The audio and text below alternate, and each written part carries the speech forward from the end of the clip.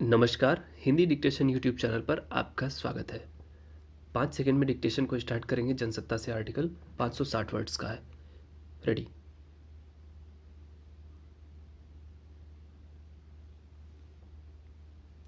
राजनीति में आपराधिक प्रवृत्ति के लोगों की बढ़ती पैठ को लेकर लंबे समय से चिंता जताई जा रही है।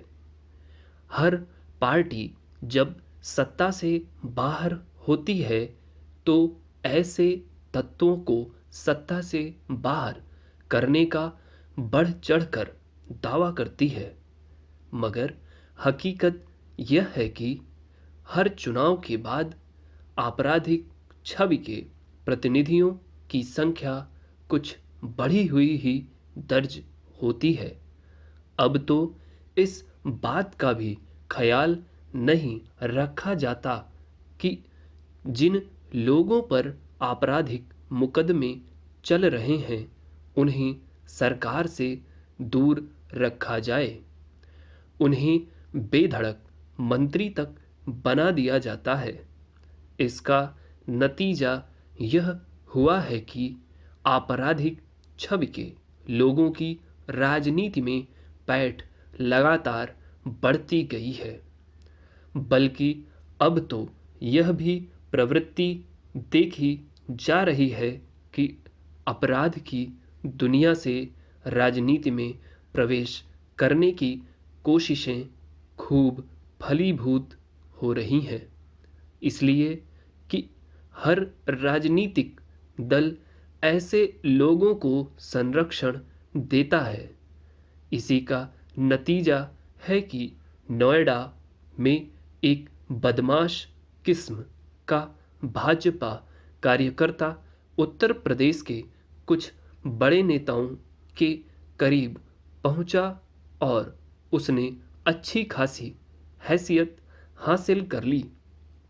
उसे सरकार और प्रशासन के लोगों का लगातार संरक्षण मिलता रहा और उसका मनोबल इस कदर बढ़ता गया कि धौंस के बल पर उसे कुछ भी करने से गुरेज नहीं रहा।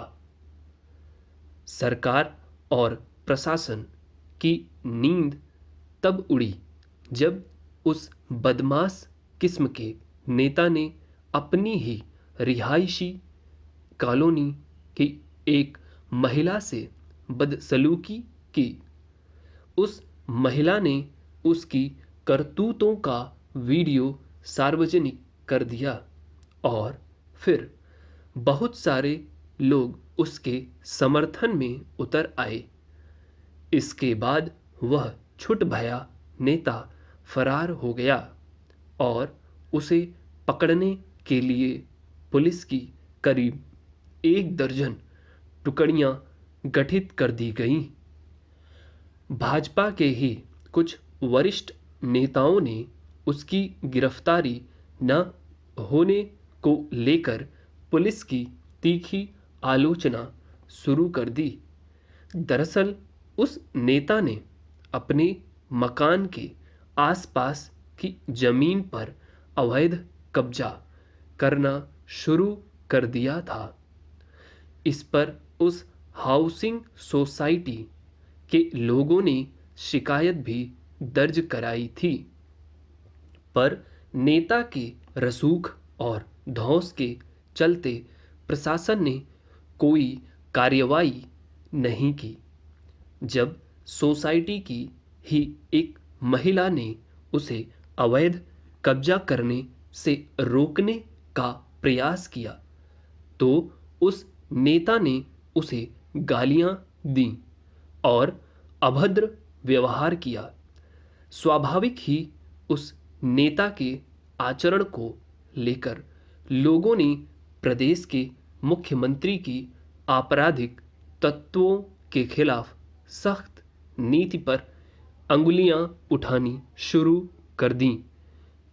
हालांकि किसी एक कार्यकर्ता या नेता के आचरण के चलते किसी पूरी सरकार या पार्टी को कटघरे में नहीं खड़ा किया जा सकता। पर जिस तरह नोएडा के मामले में कुछ नेताओं, मंत्रियों और प्रशासनिक अधिकारियों का रवैया सामने आया, उसे सरकार के कामकाज के तौर पर सवाल उठेंगे ही।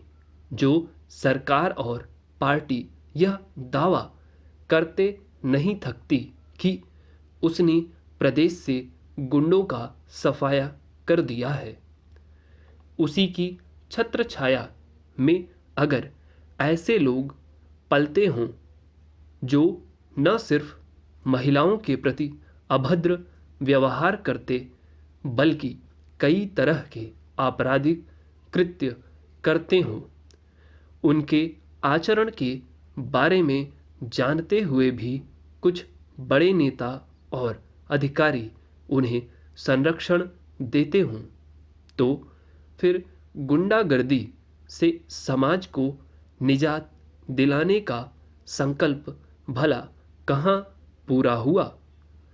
अगर कोई पार्टी या सरकार अपने गुंडों को संरक्षण दे और दूसरे दलों के लोगों को जानबूझकर निशाने पर रखे, तो उस पर सवाल उठेंगे ही। यह डिक्टेशन 6 मिनट 15 सेकंड में ख़त्म हुआ है।